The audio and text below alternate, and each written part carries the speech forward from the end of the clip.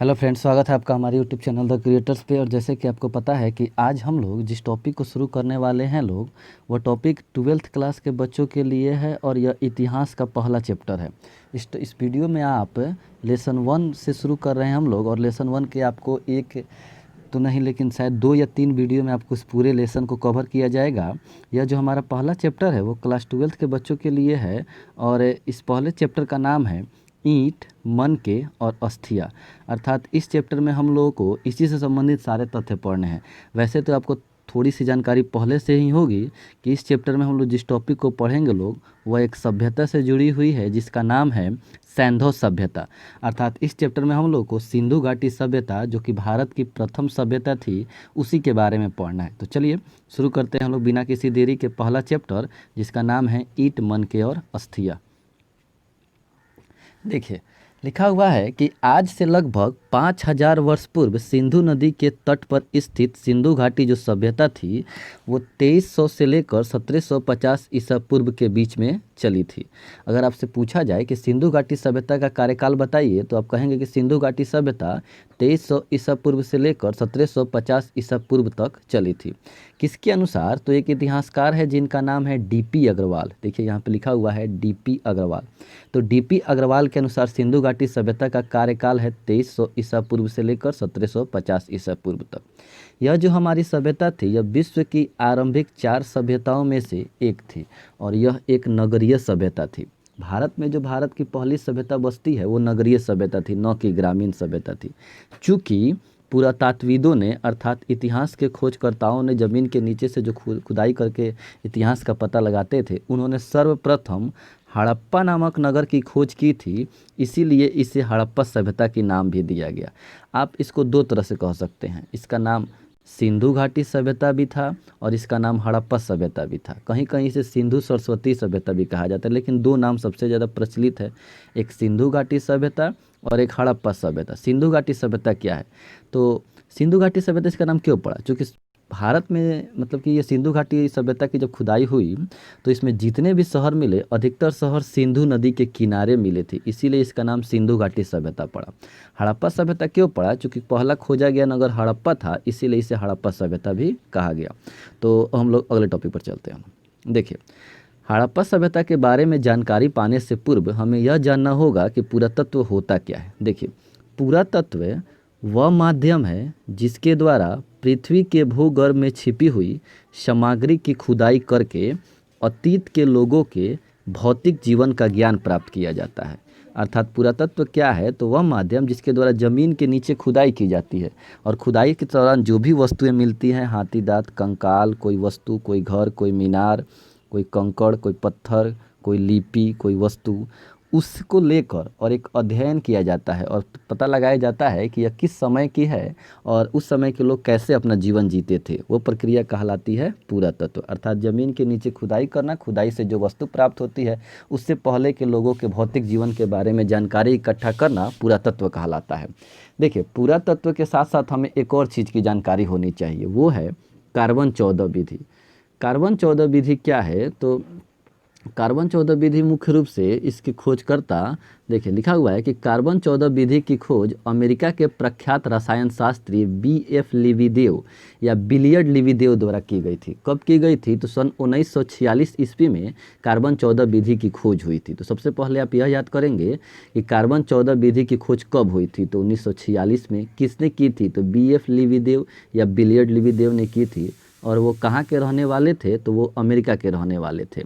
Next पर आते हैं हम। कार्बन 14 विधि क्या है? देखिए, इसके अनुसार किसी भी वस्तु में C12, कार्बन 12 और कार्बन 14 दोनों गुण समान मात्रा में पाए जाते हैं, परंतु मृत्यु या विनाश की स्थिति में C12 स्थिर रहता है परंतु C14 निरंतर कम हो जाता है।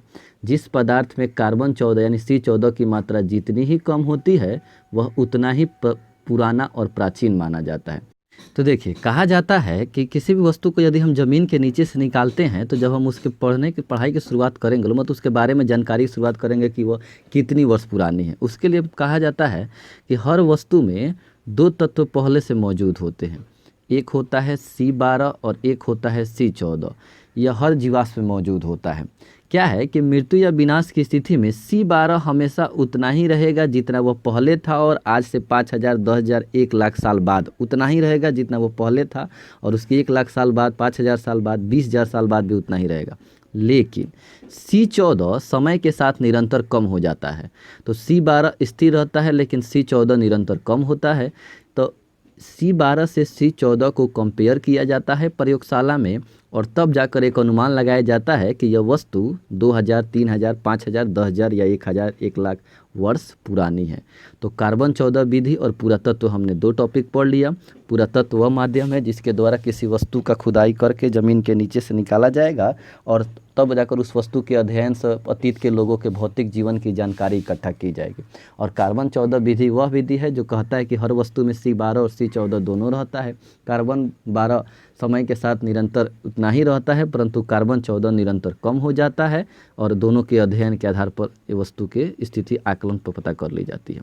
चलिए नेक्स्ट टॉपिक पर आते हैं हम लोग। सैंधव सभ्यता की शुरुआत कैसे होती है, इसकी कहानी थोड़ी सी अच्छी है। देखिए 15 जनवरी 1784 ईस्वी को, यह डेट अच्छा डेट है, आप इसको क्यों याद करेंगे, इसको पढ़िए। विलियम जोन्स ने कोलकाता में एशियाटिक सोसाइटी की स्थापना की थी, और यहीं से भारत में भारत के इतिहास की जानकारी हेतु पुरातात्विक खोज शुरू हुआ। कहने का मतलब यह है कि एक संस्था बनती है जिसका नाम था एशियाटिक सोसाइटी। याद रखेंगे कि एक संस्था बनती है जिसका नाम क्या था, एशियाटिक सोसाइटी। एशियाटिक सोसाइटी की स्थापना कब होती है, तो 15 जनवरी 1784 ईस्वी को। और किसके द्वारा होती है, तो विलियम जोन्स के द्वारा। कहाँ होती है, तो कोलकाता में। 4 ऑब्जेक्टिव है। एशियाटिक सोसाइटी कब बना, तो 15 जनवरी 1784 ईस्वी को।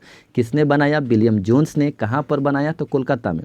एशियाटिक सोसाइटी की स्थापना होती है, और यह एक ऐसी संस्था थी जिसका उद्देश्य था भारत में भारत के इतिहास को जानने हेतु पुरातात्विक यानी ज़मीन के नीचे से खुदाई करना, वस्तु का अध्ययन करना और भारत के इतिहास का पता लगाना। चलिए नेक्स्ट टॉपिक पर आते हैं हम लोग। लिखा हुआ है कि सर्वप्रथम 1826 में हड़प्पा नामक स्थान को, जिसकी कहानी हम लोग इस चैप्टर में पढ़ने वाले हैं, उस स्थान को सबसे पहले अगर किसी ने देखा था तो उस व्यक्ति का नाम था चार्ल्स मेसन। यह क्वेश्चन बार बार पूछा जाता है कि हड़प्पा नामक स्थान को किसने देखा था, तो 1826 में चार्ल्स मेसन ने देखा था। फिर बर्टन बंधु, 2 भाई थे, जेम्स बर्टन और विलियम बर्टन। वो रेलवे ट्रैक जब लाहौर कराची से लेकर लाहौर तक जब रेलवे ट्रैक का निर्माण किया जा रहा था, उसी दौरान खुदाई के क्रम में उन्हें कुछ स्पेशल मतलब कुछ अजीब तरीके की ईंटें दिखाई पड़ती थी जो सामान्य ईंटों से भिन्न थी। उन्होंने इस बात की जानकारी अपने वरिष्ठतम अधिकारियों की दी, लेकिन ये बात आई गई रह गई। ना चार्ल्स मेसन को अधिक जानकारी हुई, ना इन दोनों भाइयों को। तो 2 क्वेश्चन हमने अब तक पढ़ा कि सबसे पहले हड़प्पा सभ्यता को किसने देखा था, तो 1826 में चार्ल्स मेसन ने देखा था। और लाहौर से कराची तक में किसने देखा था, तो बर्टन बंधु ने इस ईंटों को, कुछ अजीब तरीके की ईंटों को देखा था। फिर क्या होता है, 1861 का समय आता है, और यह वह समय है जब भारत में भारतीय पुरातत्व सर्वेक्षण विभाग यानी सरकारी विभाग की स्थापना होती है, जिसका काम क्या था, पुरातात्विक खुदाई करना और भारत के इतिहास का पता लगाना। इसकी स्थापना कब हुई थी, तो 1861 में। और किसके नेतृत्व में हुई थी, तो अलेक्जेंडर कनिंघम। तो जैसे आपने एशियाटिक सोसाइटी याद किया था, वैसे ही आपको याद करना पड़ेगा कि भारतीय पुरातत्व सर्वेक्षण विभाग की स्थापना कब हुई थी, तो 1861 में हुई थी। किसके द्वारा हुई थी, तो अलेक्जेंडर कनिंघम के द्वारा 1861 में भारतीय पुरातत्व सर्वेक्षण विभाग की स्थापना की गई थी। पहली बार अगर किसी ने इस क्षेत्र में शोध करने का प्रयास किया था तो वो यही व्यक्ति थे, अलेक्जेंडर कनिंघम थे, परंतु उन्हें भी पूर्ण सफलता नहीं मिल पाई थी। बाद में जाकर 1921 में दयाराम सहनी ने पाकिस्तान के पंजाब प्रांत में रावी नदी के बाएं तट पर स्थित एक नए नगर को खोजा जिसका नाम था हड़प्पा। और 1922 में रखालदास बनर्जी ने सिंधु नदी के दाएं तट पर मोहनजोदड़ो की खोज कर दी। 1924 में भारतीय पुरातत्व सर्वेक्षण विभाग, उस समय उसके डायरेक्टर थे सर जॉन मार्शल। पहले डायरेक्टर तो हम लोग पढ़ लिए हैं लोग, अलेक्जेंडर कनिंघम थे, लेकिन जब हड़प्पा और मोहनजोदड़ो नामक 2 शहर की खुदाई होती है और पता चलता है, तो उस समय भारतीय पुरातत्व सर्वेक्षण विभाग के डायरेक्टर थे सर जॉन मार्शल। इन्होंने विश्व के समक्ष एक नवीन सभ्यता की खोज की घोषणा की और कह दिया कि भारत की पहली सभ्यता का पता चल चुका है जिसका नाम है हड़प्पा सभ्यता या फिर सिंधु घाटी सभ्यता। तो ये दो क्वेश्चन आप हमेशा याद रखेंगे। हड़प्पा और मोहनजोदड़ो से जुड़ा हुआ सभी ऑब्जेक्टिव, जैसे हड़प्पा नामक नगर की खोज कब होती है? 1921 में। किसके द्वारा होती है? तो दयाराम साहनी के द्वारा होती है। यह कहाँ पे है? तो पाकिस्तान के पंजाब प्रांत में। हड़प्पा किस नदी के किनारे है? तो रावी नदी के तट पर स्थित है। और किस तट पर है? तो यह यूपीएससी का क्वेश्चन है, बाएं तट पर स्थित है। मोहनजोदड़ो, मोहनजोदड़ो की खोज ठीक इसके एक साल बाद 1922 में होती है। रखाल दास बनर्जी इसके खोज करते हैं। यह सिंधु नदी के दाएं तट पर स्थित है। और मोहनजोदड़ो और हड़प्पा सैंधव सभ्यता के दो बड़े प्रमुख नगर थे। जैसे आज के समय में दिल्ली मुंबई हम लोग सुनते हैं, उसी तरह हड़प्पा और मोहनजोदड़ो दो बड़े शहर थे। तो हड़प्पा और मोहनजोदड़ो से आप दोनों क्वेश्चन याद कर लेंगे अच्छी तरीके से। आते हैं अब हम लोग नेक्स्ट टॉपिक पर। देखिए, हड़प्पा सभ्यता में अब तक मतलब भारत में और पाकिस्तान और अफगानिस्तान मिलाकर तीनों देशों को मिलाकर अब तक जितने स्थल खोजे गए हैं वो स्थल 1400 से अधिक हैं। जिसमें सबसे अधिक स्थल अगर किसी देश में मिले हैं तो वो भारत, लगभग 925 स्थल भारत में मिले हैं, जबकि 475 स्थल पाकिस्तान में मिले हैं। अफगानिस्तान में मात्र 2 स्थल मिले हैं, तो 2 ही मिले हैं, तो आपको दोनों का नाम याद करना आवश्यक हो जाता है। एक का नाम है सुरतगोई और दूसरा का नाम है मुंडीकाक। तो अगर आपसे पूछा जाए कि पूरे सैंधव सभ्यता में कुल कितने केंद्र खोजे गए हैं, कितने नगर या कितने शहर खोजे गए, तो 1400 से अधिक नगर या केंद्र खोजे जा चुके हैं। भारत में कितने मिले हैं? तो 925। पाकिस्तान में कितने मिले हैं? तो 475। और अफगानिस्तान में कितने मिले हैं? तो मात्र 2। एक का नाम है सुरतगोई और दूसरे का नाम है मुंडीकाक। जबकि सबसे अधिक स्थल भारत में किस स्थान से मिले हैं? तो भारत के गुजरात राज्य में सैंधव सभ्यता के सबसे अधिक स्थल मिले हैं। अब आते हैं हम लोग सैंधव सभ्यता के क्षेत्रफल पर। देखिए, सैंधव सभ्यता की जो आकृति थी वो त्रिभुजाकार रूप में फैली हुई थी। यह जो हमारी सैंधव सभ्यता थी यह त्रिभुजाकार रूप में फैली हुई थी, इस टाइप से फैली हुई थी। इसका जो क्षेत्रफल था वो 12,99,600 वर्ग किलोमीटर था। जैसे यहाँ लिखा हुआ है कि हड़प्पा सभ्यता का कुल क्षेत्रफल कितना था, तो 12,99,600 वर्ग किलोमीटर, या फिर लगभग में याद करेंगे 13 लाख वर्ग किलोमीटर। सैंधव सभ्यता के उत्तर से दक्षिण और पूरब से पश्चिम की लंबाई, ये नॉर्थ, ये साउथ, ये ईस्ट और ये वेस्ट। उत्तर से दक्षिण की लंबाई 1400 किलोमीटर थी, जबकि पूरब से पश्चिम की लंबाई 1600 किलोमीटर थी। जैसे हमने अभी जो आपको मैप बनाया था, इस टाइप का जो सैंधव सभ्यता फैला हुआ था, तो यहाँ से यहाँ की लंबाई कम थी, लेकिन ये लंबाई ज़्यादा थी। तो हड़प्पा सभ्यता का कुल क्षेत्रफल 12,99,600 वर्ग किलोमीटर, लगभग में कितना है? तो 13 लाख वर्ग किलोमीटर। उत्तर से दक्षिण की लंबाई 1400, पूरब से पश्चिम की लंबाई 1600, और आकृति कैसी थी? तो त्रिभुजाकार थी। आते हैं लोग नेक्स्ट टॉपिक पर। आई होप इतना आपको अच्छा से समझ में आ रहा होगा। चलिए, अब आते हैं हम लोग सैंधव सभ्यता के चौहद्दी पर। इसकी चौहद्दी क्या कहती है? तो जैसे आप लोग भारत का याद किए हैं कि भारत के उत्तर में हिमालय, दक्षिण में हिंद महासागर, पूरब में बंगाल की खाड़ी और पश्चिम में अरब सागर, वैसे ही हम याद करेंगे ये वाली दिशा उत्तर, ये दक्षिण, ये पूरब और ये पश्चिम। तो अब अलग अलग दिशाओं में देखते हैं। देखिए, उत्तर में जो शहर था उस शहर का नाम है मांडा, यानी कि यहाँ जो शहर बसा हुआ था उसका नाम क्या है? तो मांडा। यह जो मांडा नामक शहर था वो किस नदी के किनारे बसा हुआ था? देखिए, उत्तर में बसा था मांडा नामक शहर, जो कि चिनाब नदी के किनारे बसा हुआ था। जबकि दक्षिण में दैमाबाद नामक शहर था, जो कि महाराष्ट्र में स्थित है। और पूर्व में आलमगीरपुर नामक एक शहर था, जो कि यूपी में हिंडन नदी के किनारे बसा था। जबकि पश्चिम में सुतकांगेदोड़, जो कि बलूचिस्तान पाकिस्तान में है, वो यहाँ पर स्थित था। एक बार पुनः रिपीट करते हैं लोग, 4 क्षेत्र। उत्तर में क्या था? तो उत्तर में मांडा नामक शहर है। मांडा अभी किस राज्य में स्थित है? तो जम्मू कश्मीर। किस नदी के किनारे? तो चिनाब नदी के किनारे। तो उत्तर में मांडा, चिनाब नदी के किनारे, जम्मू कश्मीर। दक्षिण में जो शहर था वो दैमाबाद, कहाँ पे स्थित है? महाराष्ट्र, और यह प्रवरा नदी के किनारे स्थित था। पूरब में जो जगह स्थित है वो है आलमगीरपुर, हिंडन नदी के किनारे, उत्तर प्रदेश में। और पश्चिम में जो जगह स्थित है वो है सुतकांगेदोड़, जो कि बलूचिस्तान पाकिस्तान में स्थित है, दासक नदी के किनारे। अगर आपसे यह पूछा जाए कि सैंधव सभ्यता या हड़प्पा सभ्यता का सबसे बड़ा नगर क्षेत्रफल के हिसाब से बताइए, तो आप उसको बताएंगे धौलावीरा। क्षेत्रफल के हिसाब से सबसे बड़ा नगर था धौलावीरा, जो कि गुजरात में स्थित है। लेकिन कहीं कहीं पर आपको धौलावीरा न दिखे तो आप राखीगढ़ी टिक करेंगे।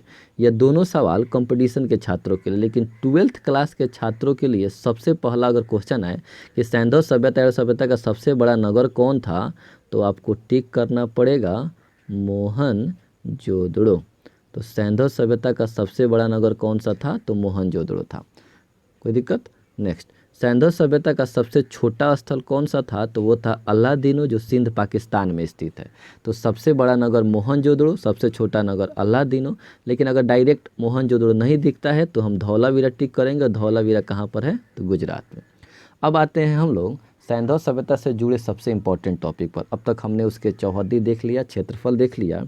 जो इसकी सबसे इम्पोर्टेंट टॉपिक है और जो सबसे बार बार पूछा भी जाता है एग्जाम में, वो यह है कि सैंधव सभ्यता की नगर योजना के बारे में बताइए। अर्थात सैंधव सभ्यता कैसी थी, उसकी नगरीय विशेषता क्या थी, और नगर नियोजन सबसे इम्पोर्टेंट है क्योंकि सैंधव सभ्यता की जो सबसे बड़ी विशेषता थी वो था उसका नगर नियोजन। तो देखिए, शुरू करते हैं हम लोग सैंधव सभ्यता की विशेषताओं के बारे में। देखिए, लिखा हुआ है कि सैंधव सभ्यता एक विकसित कांस्यकालीन सभ्यता थी। तो हम लोग पहला है कि सैंधव सभ्यता की नगर योजना बताइए। सैंधव सभ्यता की सबसे बड़ी विशेषता थी उसका नगर नियोजन। यह ऑब्जेक्टिव में भी क्वेश्चन पूछा जाता है कि सैंधव सभ्यता की सबसे बड़ी विशेषता बतलाइए। तो आप कहेंगे कि सैंधव सभ्यता की सबसे बड़ी विशेषता क्या थी, तो नगर नियोजन। एक योजनाबद्ध तरीके से नगरों का विकास हुआ था, अर्थात एक निश्चित योजना के तहत सभी शहरों का विकास किया गया था। कैसे, तो इस सभ्यता में नगरों को विभाजन दो भागों में हुआ था, प्रायः पूर्वी और पश्चिमी भाग। पूर्व और पश्चिम भाग में नगर होते थे। पश्चिमी भाग को दुर्ग या गढ़ी कहते थे, जो सुरक्षा प्राचीर से घिरा रहता था, यानी कि जिसके चारों तरफ एक सुरक्षा का घेरा रहता था, दीवार रहता था और बीच में शहर बसा था जिसमें शासक वर्ग रहते थे। जबकि पूर्वी भाग को निचला शहर कहा जाता था, जिसमें सामान्य जनता रहती थी। किंतु अपवाद में आप याद करेंगे, धौलावीरा एक ऐसा नगर था जो 2 नहीं बल्कि 3 भागों में बसा था। उसके नीचे दक्षिणी नगर भी बसा हुआ था। यह जो सैंधव सभ्यता के शहर होते थे वो प्रायः चेस बोर्ड की तरह दिखते थे, शतरंज की तरह ऊपर से देखने में दिखते थे। चलिए इसको एक ग्राफ से समझते हैं हम लोग। क्या था कि सैंधव सभ्यता में जो नगर थे वो 2 भाग में बटे हुए थे, एक पूर्वी नगर और एक पश्चिमी नगर। देखिए, मान लेते हैं एक पश्चिमी नगर है। देखिए, नगर 2 टाइप से बसे हुए थे, एक पूर्व दिशा में और एक पश्चिम दिशा में। लिखा हुआ है कि पश्चिमी भाग को दुर्ग या गढ़ी कहते थे। ये भी आप याद करेंगे कि दुर्ग या गढ़ी किसे कहते थे, तो पश्चिमी भाग को, जो सुरक्षा प्राचीर से घिरा रहता था। देखिए, अगर हम दिशा की बात करें तो आपको पहले ही बता दिए हैं कि ये उत्तर होता है, नीचे दक्षिण होता है, ये पूरब है और ये पश्चिम है। तो सबसे पहले लिखा हुआ है कि पश्चिमी भाग को दुर्ग या गढ़ी कहते थे, जो सुरक्षा प्राचीर से घिरा रहता था। तो देखिए, पश्चिमी भाग ऊंचाई पर बसा होता था, जबकि जो पूर्वी भाग वाला नगर होता था वो नीचे बसा होता था। तो यह पश्चिमी भाग है, यह पूर्वी भाग है। यह सुरक्षा प्राचीर से घिरा रहता था और इसमें जो लोग रहते थे वो कौन होते थे, तो वो शासक वर्ग होते थे, यानी पैसे वाले लोग इस क्षेत्र में रहते थे। पूर्वी नगर था, उसे निचला शहर कहा जाता था और इसमें सामान्य जनता रहती थी। तो शहर कितने भागों में बटे थे, तो 2 भागों में, एक पूर्वी नगर, एक पश्चिमी नगर। लेकिन धौलावीरा एक ऐसा जगह है जहाँ 2 नहीं बल्कि 3 भागों में, नीचे भी दक्षिण की तरफ भी एक नगर बसे हुए थे। अब आते हैं लोग अगले टॉपिक पर। लिखा हुआ है कि सैंधव सभ्यता की जो नगरीय योजना थी उसकी तीसरी विशेषता थी कि सड़कें एक दूसरे को समकोण पर काटती थी। अपवाद है बनवाली, जहाँ की सड़कें एक दूसरे को समकोण पर अर्थात 90 डिग्री के एंगल पर नहीं काटती थी।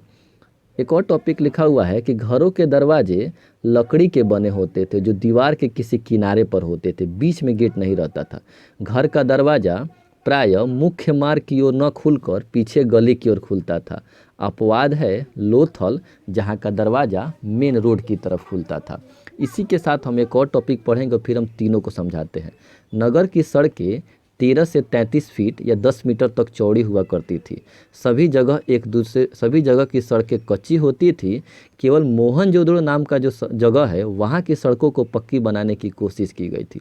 तो हमको पहला, दूसरा और तीसरा तीनों टॉपिक को समझाने की कोशिश करते हैं। देखिए, ऐसे मान लीजिए कि कोई एक शहर होता था जिसके बीच में जो सड़क होती थी वो 13 से लेकर 33 या 33.5 फीट तक चौड़ी हुआ करती थी। 13 से लेकर 33 फीट तक चौड़ी हुआ करती थी ये वाली सड़क। ठीक है, अब कह रहा है कि सड़कें एक दूसरे को समकोण पर काटती थी। तो होता क्या था कि ऐसे बना होता था।